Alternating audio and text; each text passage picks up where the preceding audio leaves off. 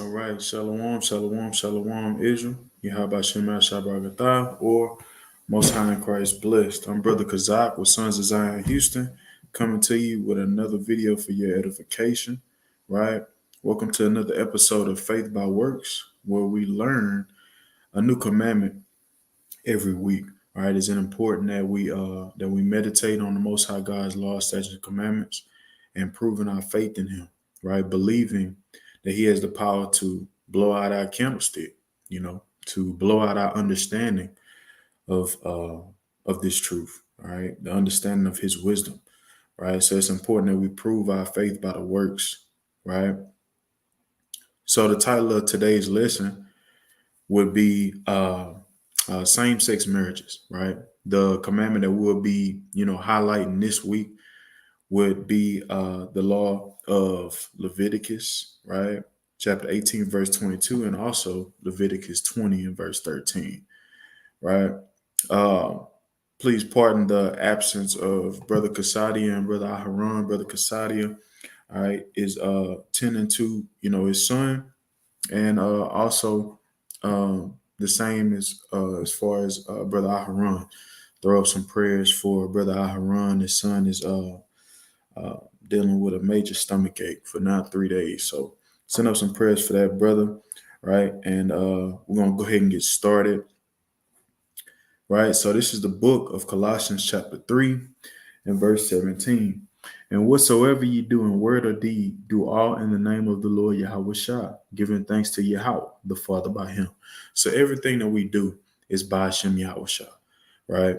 It's not for our own vain glory, right? It's not to please others, right? It's to glorify the Most High God by way of His Son. That's why we say, call Halal Yahweh by Hashem wa Malak Yahweh Shah. In the Paleo Hebrew, that is giving all honor and glory to who the world vaguely calls God, by way of His Son, who the world ignorantly calls Jesus Christ, right? This is the book of James, chapter 2, and verse 14.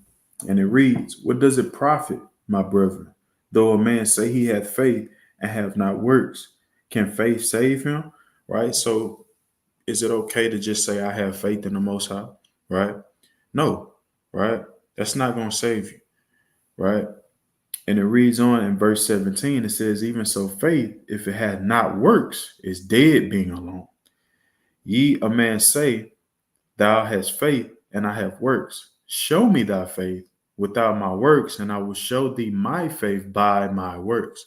So we show our faith, all right, in the Most High God by keeping His commandments and holding each other accountable of these commandments, all right?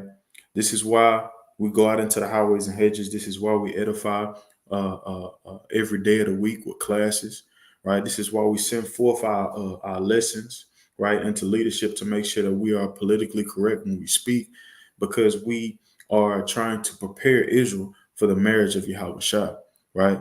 The second coming, right? It's very, very important that we meditate on these laws and prove our faith in the Most High, right? This is the book of First John, chapter 3, and verse 18. Salakia. It says, my little children, let us not love in word, neither in tongue, but in deed and in truth. Right? So this is how we prove our love for the Most High God. In deed and in truth. Right? Because right there in verse 14, it says, hey, can faith alone save you? Right? Is it as simple as saying I have faith? No, it's more to it than that. We have to prove it with our works. Right? This is the book of Psalm, chapter 119 and verse 97. It says, oh, how love I thy law. It is my meditation all the day. And you can, again, I say this every week, you can precept that to Joshua chapter 1 and verse 8. It is important that we meditate on the law, statutes, and commandments of the Most High God, right? And come back to the customs of our Lord, right? So the commandment of the week, like I said before, okay, is same-sex marriages, right? Today we're going to, uh, uh, tap into that. And Lord willing, we could do a part two next week, right? But today we're gonna scratch the surface level. But next week, meat and potatoes, because it's very, very important that you get the intake from the other two brothers as well, right? So this is the book of Leviticus chapter 18 and verse 22. It says, thou shalt not lie with mankind as with womankind, it is abomination. Right? So the Most High God is plainly putting it, right? We are to not lay with man like we would lay with woman. Okay. Uh, and it says it again in the 20th chapter, Leviticus 20 and verse 13. It says, if a man also lie with mankind as he lieth with a woman, both of them have committed an abomination. They shall surely be put to death. Their blood shall be upon them. Right. So right here, it says it again, but it says what the multitude of it is, right? The consequence of it. It says that you will surely be put to get to death, and their blood shall be upon them. Right. So you're going to be held responsible for this. Right. You're going to be put to death. Now, we have these things going on in our community.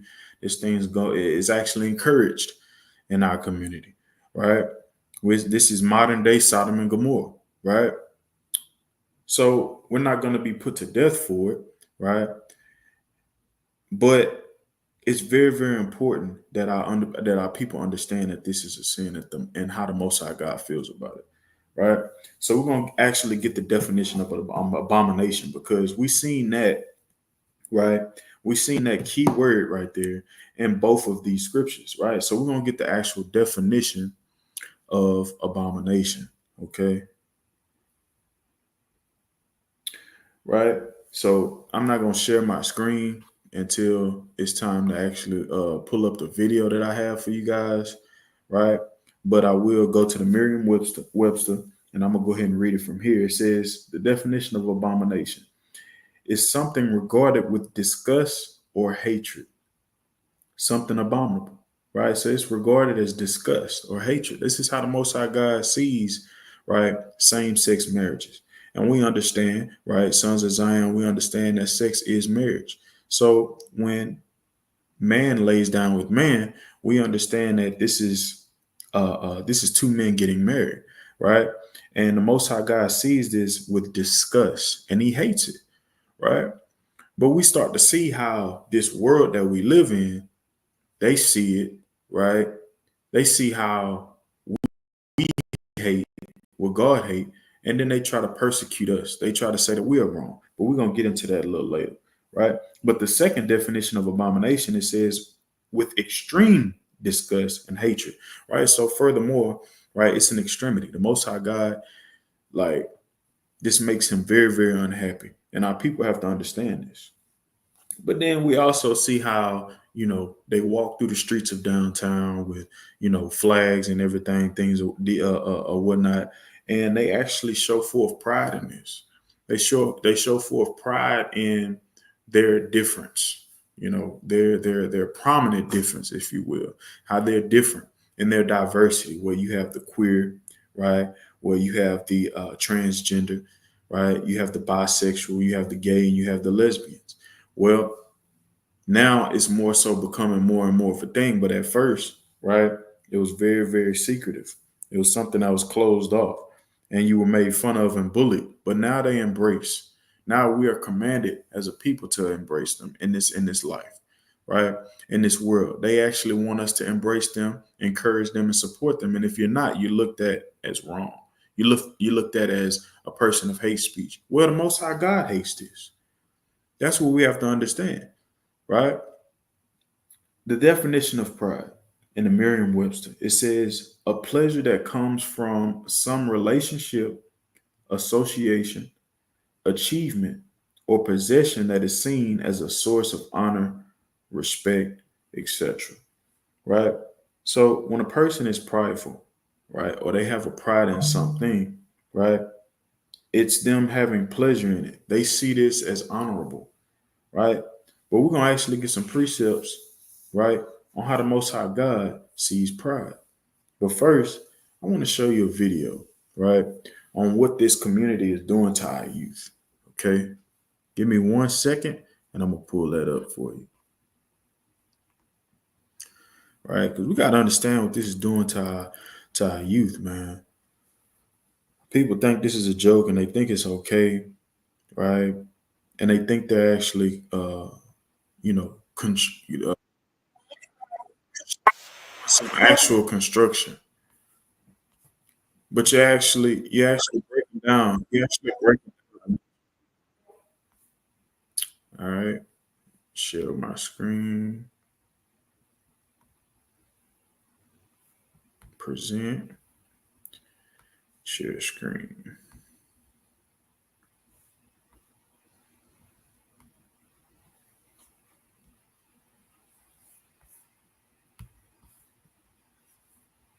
There we go.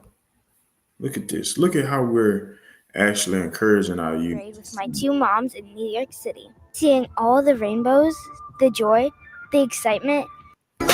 Come with me for my first Pride Parade with my two moms in New York City, seeing all the rainbows, the joy, the excitement, hearing all the music, the freedom of expression, seeing other kids be themselves or support.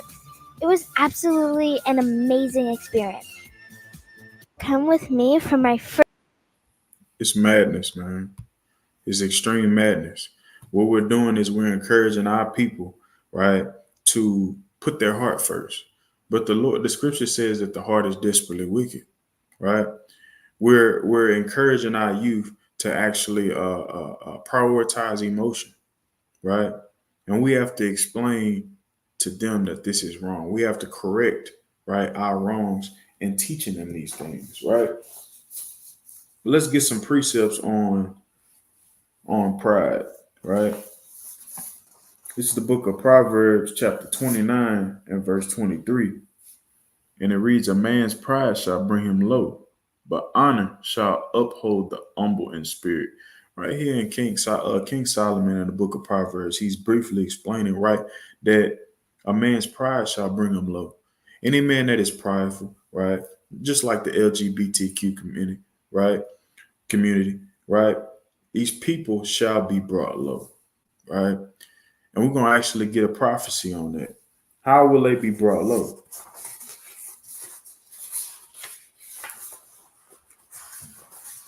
It's the book of Revelation, chapter 21 and verse 8. But the fearful and unbelieving and the abominable, right? The people that have pride in laying with mankind, right? And murderers and whoremongers and sorcerers and idolaters and all liars shall have their part in the lake which burneth with fire and brimstone, which is the second death. So this is the way we're going to be brought low as a people, right? If we continue to do these things, these abominable things, right? And it says, but honor, right? Reading on in Proverbs 29 and verse 23, it says, but honor shall uphold the humble in spirit, right? But honor shall uphold the humble in spirit, right? So let me show you an actual opposition of humble. I'm going to pull up this video for you, right? This is going to be a sister that's a feminist and also a member of the LGBTQ community. Keep saying committee, right? And we're gonna see what kind of spirit this has.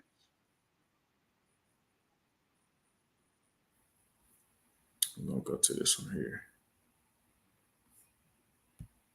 Let me share my screen.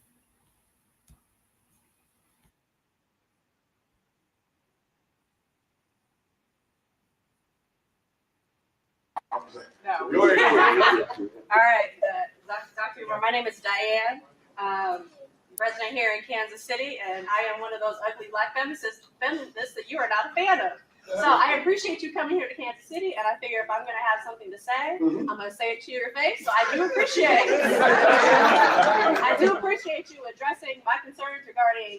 Now, just to give you a rundown, right? This is Dr. Umar making a visit to a nonprofit organization called Exceeding Life over in Kansas City, right? And many people come to this event to have different discussions to, to intervene with miseducation of our youth, right? And to promote actual accurate education, right? To give actual facts and to help the youth learn about themselves. So this is a community that's coming together as one to as a constructive measure, but we're gonna actually see what kind of spirit that this sister has in doing so, right? Anti-LGBT rhetoric and anti-feminist rhetoric. So I appreciate you saying that up front. So my question is, I do appreciate you addressing my. So I appreciate you coming here to Kansas City, and I figure if I'm going to have something to say, I'm going to say it to your face. So I do appreciate you addressing my concerns regarding anti-LGBT rhetoric and anti-feminist rhetoric. So I appreciate you saying that up front. So my question is, the exact definition of hate speech is speech that offends, threatens, insults groups based on race, color, religion, natural origin, sexual orientation, disability, or other traits. That is the definition of hate speech. We can say all day long that we don't hate a particular type of person, but I want to know, how is that rhetoric any different than white folks that say that black people are thugs, are mentally not together, that we are unintelligent? How is it possible? How is that not different as a black man saying that black feminists? I want you to pay very, very close attention to the body language, right? Her standing, right? Standing up and actually, asserting authority. You understand? Look at the actual body language, the neck, right? The haughty spirit that this sister has. We got to understand how the Most High God views this, right? It says this in Matthew chapter 23 and verse 12. And whatsoever shall exalt himself shall be abased, and he that shall humble himself shall be exalted. So the Most High God sees anybody who exalts themselves, asserts authority, right? Especially out of a sister who's not supposed to be doing any teaching or usurping authority over a man, right? Says that they shall be abased, right?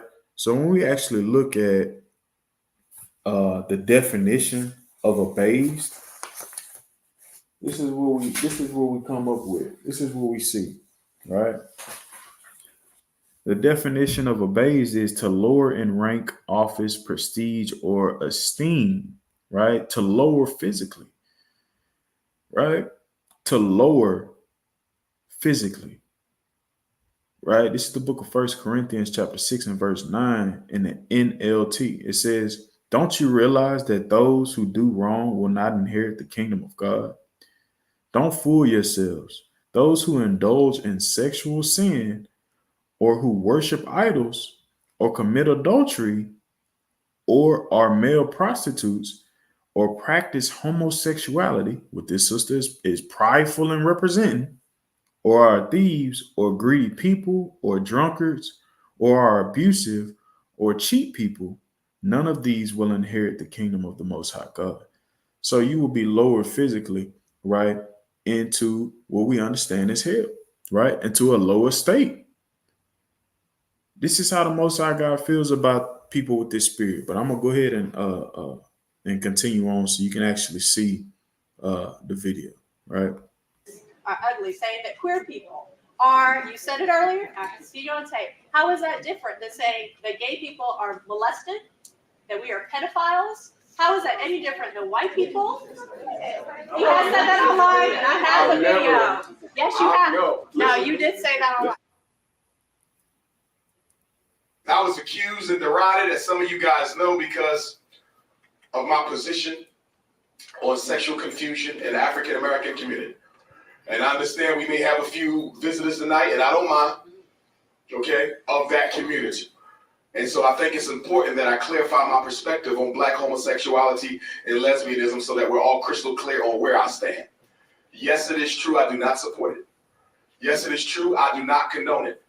But it is absolutely false if anyone says that Dr. Umar Johnson hates any of our brothers and sisters who practice a traditional lifestyle, a non-traditional form of marriage. Right. So my question is, how is this anti-woman, anti-gay rhetoric any different than white folks who say that black people are dumb, that we're thugs?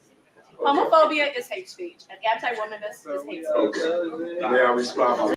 See, what we have to understand is, right, this sister is repeating exactly what she hears from the so-called white man, right? We have to understand that the government wants this to take place. And our people are in follow of this government, right? So when we go to the book of Psalm, right, I'm gonna get this precept real quick. It's the book of Psalm, chapter, what do I want? 83, I believe.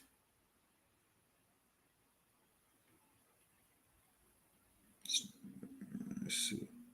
Right?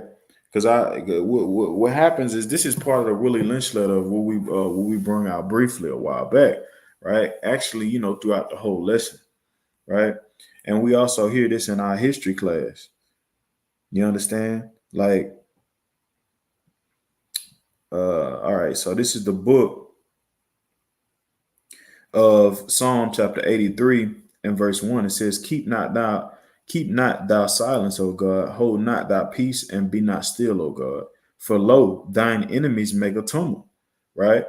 We're talking about the government of this place, American the Great, right? And they that hate thee have lifted up the head. They have taken crafty counsel against our people. So what is that crafty counsel? It's pushing, right, homosexuality, right? Telling you that it's okay to live your life how you want to live it, right? The same thing that was being pushed to that little girl in the first little short that I showed y'all, right? And it says what? And consulted against thine hidden ones. They have said, come and let us cut them off from being a nation. How do you cut somebody off from being a nation, Israel? Right?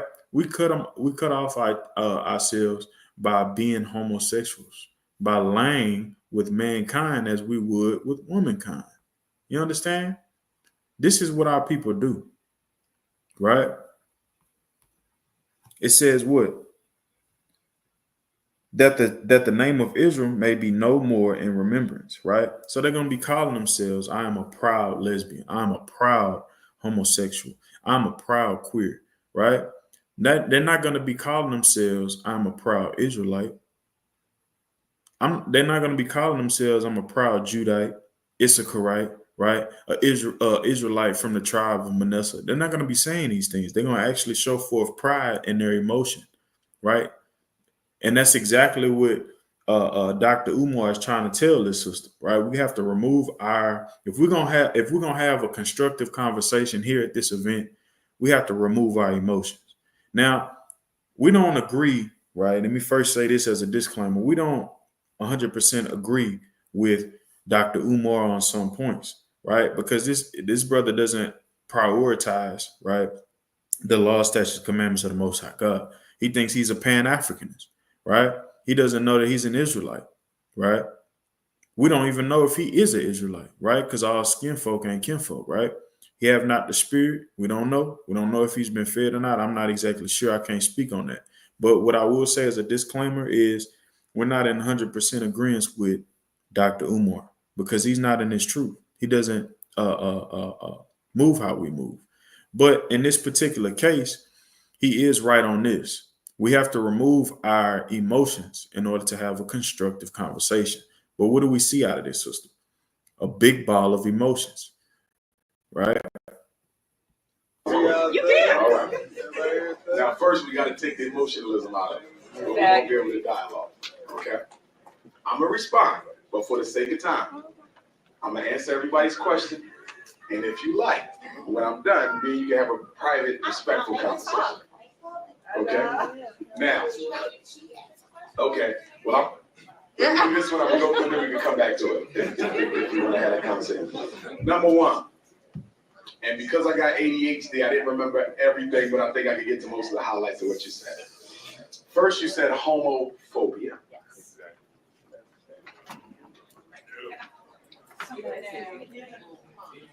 Oh, you're going to tell me that it's a mental illness from. So let's get the definition of phobia, right? Because we hear this often, right? As we fight the good fight of faith, as we defend the doctrine of the Most High God, right?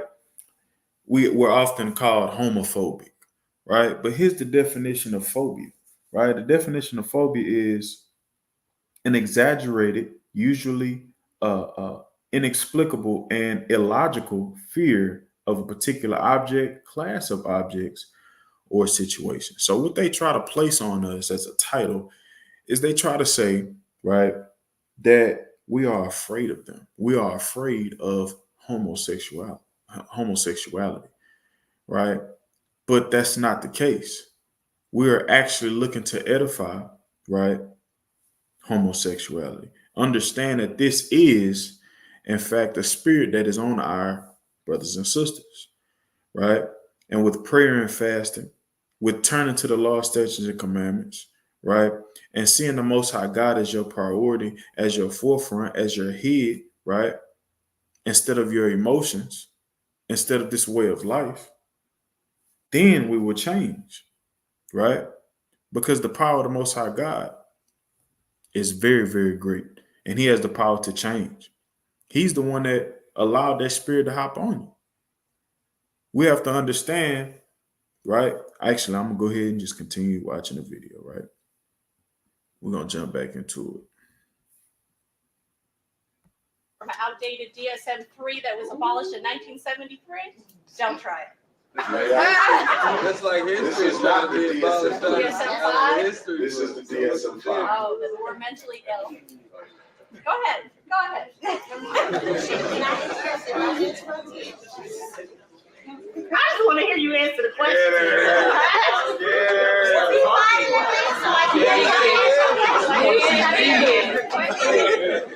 And see, and that's a pride. Like looking at the actual body language of even Dr. Umar. He's being prideful here as well. Flaunting and letting everybody know, hey, look, I got a degree in psychology and all this and that and the third. I'm a doctor, this, that, and the third. And he's looking around and laughing. Oh, this lady just don't know. This is her argument. This is what we're dealing with here. Very, very, very, very prideful spirit coming off of this brother as well, right? The spirit of pride, right? The pride of oneself, exalting one another, exhaustion of oneself is very, very high in this room right now. We're gonna continue watching. And I'm gonna be respectful to you, okay? I didn't pick this up to talk about the fact that homosexuality was a mental illness in this book until 1974. But since you brought it up, I'll start with that. If you read the American Psychiatric Association position paper on the removal of homosexuality from this book as a mental illness, and I have it, it's available online, it clearly says that we did not change this classification because we had sufficient evidence to prove that people were born this way. So one of the questions that got to be dealt with from the Eurocentric mental health framework that we're dealing with this issue in, why was it removed? Now, having said that, I picked up the book to ask you on what page is the mental illness homophobia.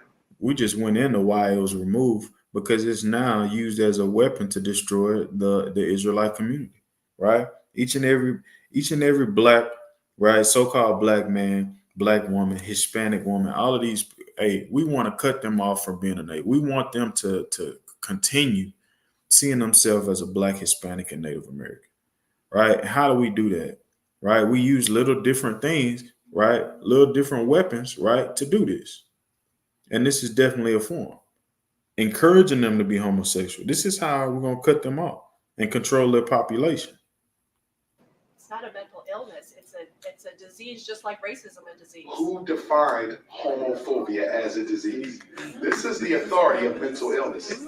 Where is the diagnosis homophobia? It's not a diagnosis. It's a state of being. It's a state of being. Phobia. It's a state A phobia. A phobia Okay. is in this book. Okay, so hate And speech a against gay phobia, people. let me, Okay. phobia is fear. Simple phobia, any type of claustrophobia, it's a fear. You said homophobia. I'm not afraid of nobody.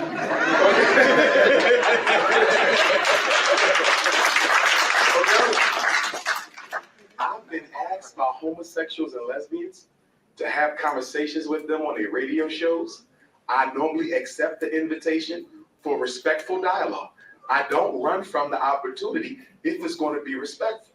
Now, I stand by my position as a psychologist, as an educator, as a therapist for normally 20 years, and in 95% of the cases of gay and lesbians I personally know and met and worked with, most of them were victims of sexual abuse as children. I'm speaking not for some. Right. So when we go to the book of Deuteronomy, we see that this is curses, right? So what he's saying does align with the scriptures in that regard. Right. When we go to the book of Deuteronomy, right, verse 28 and verse 54, we see that right there. This is the type of deal that branches off from this curse right here. This is the book of Deuteronomy, chapter 28 and verse number 54. Right, and it reads, so that the man that is tender among you and very delicate, his eye shall be evil toward his brother. Here's the point. And toward the wife of his bosom, and toward the remnant of his children, which he shall leave. So when a man leaves the household, guess what? The woman is going to go off and get a boyfriend, right? And this boyfriend could be sick in many different ways. Once he sees, the little daughter that is made by another man, right? Rape tends to happen. Fondling tends to happen. Molestation tends to happen, right? So these little branches of these curses, right? These are the kind of curses that happens, right, in the Israelite community, right? It says what? So that he will not give to any of them of the flesh of his children whom he shall eat, because he hath nothing left in him to siege. And in the straightness wherewith thine enemies shall distress thee in all thy gates, right? The tender and delicate woman among you, which would not have ventured to set the sole of her foot upon the ground for delicateness and tenderness, her eye shall be evil toward the husband of her bosom, and toward her son, and toward her daughter, right? And toward her young one that cometh out from between her feet, and toward her children, which she shall bear, right? So this curse right here is the branch, but there are little small branches that stem off from that big branch, that big curse right there. This is what happens in the household of the Israelite community, right? And then it yields to different spirits, right? The destruction of our people, it all happens from the disobedience of the Most High God. White person wrote in some research study. I'm telling you what I know. Amongst black folk, it is a pathology born of childhood sexual victimization. Denial is at the root of all mental illness. It's easy to say I was born like this, so I don't have to deal with the pain that triggered it. Now.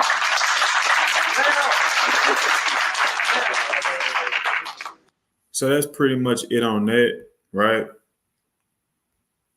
I'm gonna go ahead and continue. With the lesson, right? So what I want to actually pull is I want to get the actual history, right? The actual history, because Esau is the one that created this flag in 1978. All right.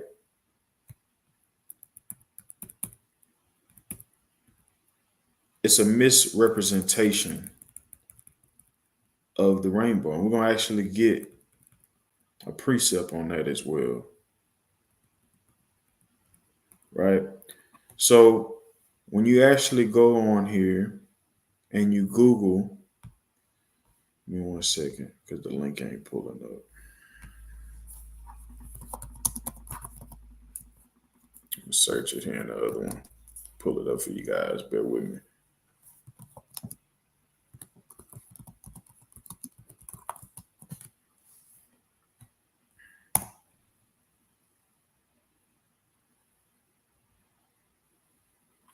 All right, so let me share my screen.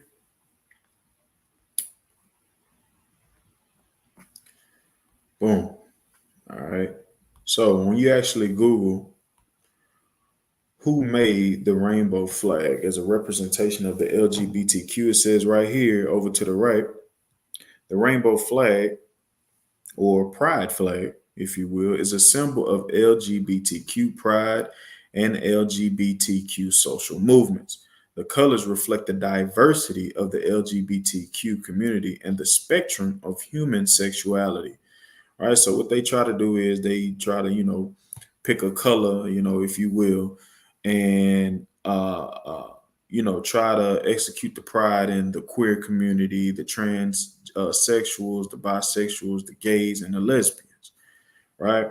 Right here it says the rainbow flag was created in 1978 by a gay artist, designer, Vietnam War veteran, and then drag performer Gilbert Baker.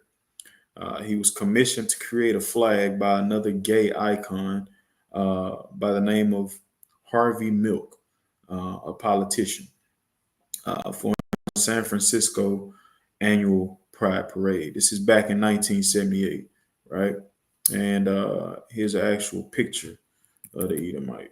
So this is the actual, all right, person responsible, if you will. This is the person that's actually responsible um, for creating it. They don't have one on this one. Let me go back.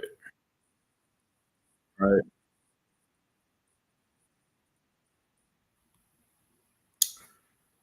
This is him right there before he done got old. Esau, man. Esau. These are and the history goes all the way back to Roman Catholicism, man. The Romans, they did these things, right? The history of, uh, uh, uh, uh, of Roman, the Roman way. You know what I'm saying? This is what their people used to do. This is him right there. You understand? So this is Esau that's responsible for this, and our people stand behind it with great pride and dignity. You understand? They actually look at this and they embrace it, right? So we're gonna actually get a precept, right? Let's actually look into the rainbow and why the Most High God gave it to us, right? So this is the book, all right, of Genesis chapter 6 and verse 5. And God saw that the wickedness of man was great in the earth, and that every imagination of the thoughts of his heart was only evil continually. And it repented the Lord that he had made man on the earth, and it grieved him at his heart. And the Lord said, I will destroy man whom I have created from the face of the earth, both man and beast, and the creeping thing, and the fowls of the air, for it repenteth at me that I have made them. But Noah found grace in the eyes of the Lord. Right. So the Most High God seen, right, the actual the nastiness, right, the pride, the sins of us as a people, right? He actually seen how wicked, right, our people were. He said, I'm gonna destroy them. They're grieving my heart. They're very detestable. They have created various abominations. I want to destroy this place. You understand? The Most High God came up with the decision to actually destroy this place with water. And it says what? Noah found grace, right? Genesis chapter 9 and verse 14. And it shall come to pass when I bring a cloud over the earth that the bow shall be seen in the cloud. And I will remember my covenant, which is between me and you and every living creature of all flesh. And the waters shall no more become a flood to destroy our flesh. So right here, he's saying, hey, look, this rainbow is to represent, right? It's to be given to you to remember that covenant that I set between you and all flesh, between me and all flesh, right? And he made a promise that I will not destroy our flesh again with water. And it says what? And read it on. And the bow shall be in the cloud, and I will look upon it, that I may remember the everlasting covenant between the Most High and every living creature of all flesh that is upon the earth. And the Most High said unto Noah, this is the token of the covenant, which I have established between me and all flesh that is upon the earth. And the sons of Noah that went forth of the ark were Shem and Ham and Japheth. And Ham is the father of Canaan. These are the three sons of Noah, and of them was the whole earth overspread. Right. So we see here that the rainbow was given, right? The rainbow was given unto us as a token, right? For us to remember the covenant between us and our flesh. After the Most High God destroyed this place, he promised us, I'm not going to destroy this place with water ever again, right? And I want you to look at this beautiful, presentation as a memorial of the covenant that I've set between you and man, right? Brother Karatazar gave a precept, right? Genesis chapter 9 and verse 13. It says, I do set my bow in the cloud, and it shall be right. Right. That's right. Khan, and it shall be for a token of a covenant between me and the earth. Khan, right? Great precept, brother. Right. So we understand that this is the actual proper representation of the rainbow. Right. We also understand that the whole reason that the Most High God destroyed, right, us as a people, was because of the very things that Esau and us as a people show forth pride behind, right? Lying with mankind, right? Homosexuality, idolatry, right? And the various other sins that we committed, right? The Most High God looked down upon us, was detested, had great disgust, and he said, look, I'm gonna destroy this place. And then I'm gonna give them a rainbow. Right? So they'll remember how I destroyed this place, how I destroyed it with water. And I'm going to tell them, hey, look, I'm not going to destroy water again, but I'm going to establish a new covenant. So you actually see the double negative. You actually see how crazy this whole thing is and a misrepresentation of it. Right? So let's move forward. Right? So we're actually going to be persecuted. We understand that we're going to be persecuted as we speak against, right, this community. But it's okay, right? Because this is the book of Isaiah, chapter 5 and verse 20. It says, woe unto them that call evil good and good evil, that put darkness for light and light for darkness, that put bitter for sweet and sweet for bitter. So we see how, the LGBTQ community, they actually look at, at us speaking against it as hate speech. They like to say, well, look, the Most High God hates it, man. Most High God hates it. And that's what we have to understand, right? But what do? They say that we are evil and they say that they are good. But the Most High God, right, through the prophet Isaiah, he says, woe unto them. So that's what we have to understand. Another precept is John chapter 15 and verse 18. And it reads, if the world hates you, you know that it has hated me before it hated you. If ye were of the world would love his own. But because ye are not of the world, but I have chosen you out of the world, therefore the world hateth you. So you're going to be hated for the Most High God's sake, right?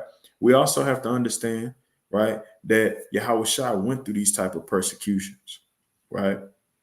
He was looked at in a bad light for standing on the Most High God, his principles, his laws, his statutes, and teaching them, right? So we have to understand that as we continue in this truth and we speak against these problems in our community, that we're going to be hated for Yahweh Shai's sake, right? Proverbs chapter 29 and verse 27, it says, an unjust man is an abomination to the just.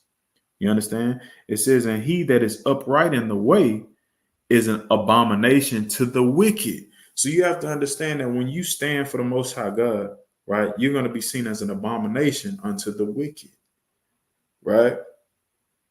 So you see how the scriptures feel about arguing against these things, right? So you have to pick a side. You have to understand, hey, look, right? You want to walk in truth? Walk in truth. Stand on that. It's no in between. It's no lukewarm. You understand? So let's actually get an account. I'm going to get one account and then we're going to shut it down, right? So we see how we often bring this precept out, and I'm going to get that as well, right? We often bring this precept out when we're teaching in the highways and hedges. It's the book of Revelation, chapter 11 and verse 8, I believe. I think it's 8, yeah. It says what? And their dead bodies shall lie in the street of the great city, right? So we often refer to this place as spiritual Egypt. Just like how in Egypt we were beaten, we were murdered, right? Well, this same thing is happening today. George Floyd, right? Trayvon Martin, right? Keanu Taylor, right? These are the same dead bodies that's laying in Egypt now. Now they laying now in here in what we call United States of America. And it says what? Which spiritually is called Sodom and Egypt, right? And Egypt, where also our Lord was crucified. Right. So how is this place spiritual Sodom? Let's actually look into what happened in Sodom, right? Let's actually see, right? This is the book of Ezekiel, chapter 16 and verse 49. Behold, this was the iniquity of thy sister Sodom. Pride, fullness of bread, and abundance of idleness was in her and in her daughters. Neither did she strengthen the hand of the poor and needy, and they were haughty and committed abomination before me. Therefore I took them away as I saw good. So this is the Most High God speaking through the prophet of Ezekiel, saying that the sin of Sodom was what? That they were haughty, that they didn't give to the poor and needy, right? They didn't look out for their people and give alms to their people, right? They were idle. They were pride and fullness of bread, right? So this was the sin of Sodom, right? As well as, right, of course, the homosexuality that took place in this account, right? Exactly, yeah. It's a great precept, right? Brother Karadazar brought out a precept, right, on regarding the last point that I made, Job chapter 14 and verse 4. It says, who can bring a clean thing out of an unclean thing? Not one. You understand? So we understand that, hey, we cannot bring forth, right, unclean homosexuality. We cannot bring forth this and call it clean. It's no way, shape, or form, right? Most High God has it in black and white, okay? Either it's off or it's righteous. It's righteous or, it's wicked. You understand? Right, so back on Sodom, right? What happened? What actually happened in Sodom, right? Sodom and Gomorrah, right? So let's go to the book of Genesis chapter 18 and verse 20. Lot was the only righteous one in Sodom. You understand? Lot was the actual nephew of Abraham, okay? And the Most High God spared him just like he spared Noah, right? Before the flood. This is the book of Genesis chapter 18, and I'm going to start at verse 20. And it says, and the Lord said, because the cry of Sodom and Gomorrah is great, and because their sin is very grievous, I will go down now and see whether they have done altogether according to the cry of it, which is come unto me. And if not, I will know. And the men turned their faces from thence and went towards Sodom. But Abraham stood yet before the Lord. And Abraham drew near and said, wilt thou also destroy the righteous with the wicked? So Abraham is very, very worried right here. He's like, hey, man, your Lord, you're going to destroy Sodom. But is everybody, every single person going to be destroyed? You going to destroy the righteous with the wicked? Or you just going to destroy the wicked, right? Skipping down, we're going to go over a chapter, right? Genesis chapter 19 and verse 1, right? Because Lot shows hospitality, right? He's the righteous one. This is why the Most High God spared him, because he had a very good spirit. Lot shows hospitality to the angels of the Lord when the city tries to sodomize him, okay? The people in Sodom actually tried to sodomize, okay, because that's the actual word, sodomize, right, the angels of the Lord, right? It's the book of Genesis chapter 19. I'm going to start it from the top. And there came two angels to Sodom at even, and Lot sat in the gate of Sodom. And Lot, seeing them, rose up to meet them. And he bowed himself with his face toward the ground, right? So he bowed down, right? He showed great reverence unto these two angels, right? And he said, behold, now my lords, turn in, I pray you, into your servant's house, and tarry all night, and wash your feet, and ye shall rise up early, and go on your ways. And they said, nay, but we will abide in the street all night. And he pressed upon them greatly, and they turned in unto him and entered into his house. And he made them a feast, and did bake unleavened bread, and they did eat. But before they lay down, the men of the city, even the men of Sodom, compassed the house round, both old and young, all the people from every quarter. Right. So what did Lot do? Two angels of the Lord came forth. Right. He actually showed hospitality to them, baked them some unleavened bread. Right. Set them up with a nice shower, washed their feet. You understand? Gave them a place to sleep. He was actually hosting these two angels. Right. But what actually happens? It says, but before they lay down, the men of the city, even the men of Sodom, compassed the house round, both old and young, all the people from the every quarter. They called unto Lot and said unto him, where are the men which came in to thee this night? Bring them out unto us, that we may know them. So when you actually look into, I want to say the actual Bible dictionary, right, that we may know them, that's them wanting to actually have sex with. Okay, right. And we look in another account, you actually see, in regards to, a woman being made a man's wife, right? It's the actual act of marriage. And we understand that as what? Sex. Sex is marriage. So the actual men of Sodom and Gomorrah, they actually wanted to lie down with these two men. They wanted to sodomize them, right? But Lot is spared, just like Noah was before the flood, right? So this is the book of Genesis, chapter 19. I'm going to go to verse 12. And it says, and the men said unto Lot, hast thou here any besides son-in-law and our sons and our daughters? And whatsoever thou hast in the city, bring them out of this place, for we will destroy this place. So they seen this taking place, right? They seen the wickedness of this town, right? And they said, hey, look, you need to gather your valuables, okay? Get your daughters, you understand? And you need to get up out of here because we finna destroy it, all right? Most High God is going to use us to destroy this place, right?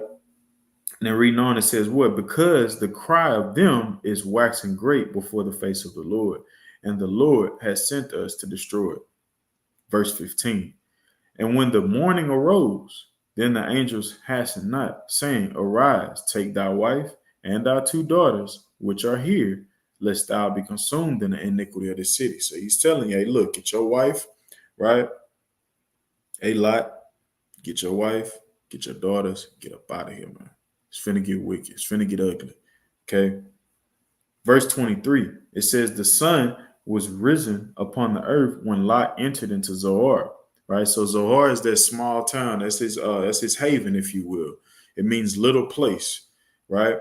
This is where the Most High God, right, tells the angels to send Lot, right, his wife and his two daughters, right, as the grace. It's just like how the Most High God told Noah to build an ark, because for this is going to be your haven. This is going to be your place of safety when I destroy the earth. You understand? Reading on, it says, then the Lord rained upon Sodom and upon Gomorrah brimstone and fire from the Lord out of heaven. And he overthrew those cities and all the plain and all the inhabitants of the cities and that which grew upon the ground. So just like the Most High God destroyed this place with water, the Most High God destroyed Sodom and Gomorrah with fire and brimstone, destroyed the vegetation, destroyed every beast, and destroyed every man and woman, right? Because this place involved homosexuality, gluttony, idolatry, I'm sure, right? Because they're idolizing what? Their emotions, just like how these people do in the LGBTQ committee, right? What else happened, right? They didn't give to the poor and needy. You understand? The very few things that were listed in what? The Ezekiel, what did I bring out? Ezekiel chapter 16 and verse 49 through 50. You understand? So this is what took place, right? The Most High God seen these abominable works and he destroyed it with fire and brimstone. And we have to understand that this is going to ultimately happen to this place. All right. We see that in the book of Revelation, chapter 21 and verse 8. Right. But we're going to continue reading on. Actually, it says what? Then the Lord rained upon Sodom and Gomorrah with brimstone and fire from the Lord out of heaven. And he overthrew those cities and all the plain and all the inhabitants of the cities. So he destroyed the plain, he He destroyed the very ground that this place where all this stuff was happening, right? The inhabitants of this city, everybody that stayed there, everybody that dwelled there, everybody that resided there, right? And everything that they grew, right? He wanted this place completely wiped out. And he did the same thing to Egypt, man, right? He did this very same thing to Egypt. He said, what? Hey, Moses, I want you to get the Israelites and I want you to walk through this river, okay? And on the other side, guess what? You're going to be safe. Then I'm going to wipe out the Egyptians. So, Israel, my message to you today is, right, to stay away from same-sex marriage. Hold your people accountable of not involving themselves in this, right? Because they're going to die the second death, as Revelation 21 verse 8 says, right? And when you actually rebuke your brother and your sister and you tell them not to involve themselves with this, what do? Right? You tally up with the attendants in that safe place, in that place of refuge, right? Because we want to be spared in those days, okay? We don't want to involve ourselves and we don't want to be caught in the middle of trying to trim our ways for a relationship with these people. Yeah, he gay, I understand he gay, but we're not supposed to judge. No, you need to stand by the Most High God with all 100% confidence. You have to tell your brother and sister, hey, Leviticus chapter 20 and verse 13. Hey, Leviticus chapter 18 verse 22. For we are not supposed to lie with each other like this, man. This is what you call sexual immorality. We have to stay away from these things, right? Or you'll be caught just like the inhabitants of this city. Anybody that's joined with them shall be thrust through, right? And we see that in the book of Isaiah as well. So with that, hey, Lord willing, somebody was edified, will be edified in the coming days on this replay of this live, right? Lord willing, you know what I'm saying? We can get Brother Aharon and Brother Kasadia in here to, add some points, add some scriptures, because I really want to hit this again in a part 2. This was just the surface being scratched, right? Maybe we could get Brother Kasadia, Brother Karadazak in here. Who knows, man? Right? It's all the spirit of the Lord and it's all the will of the Lord, right? So we love you, Israel, right? I'm Brother Kazak, right? We love you. We are unprofitable servants looking to edify the body of Israel. And with that, we say shalom.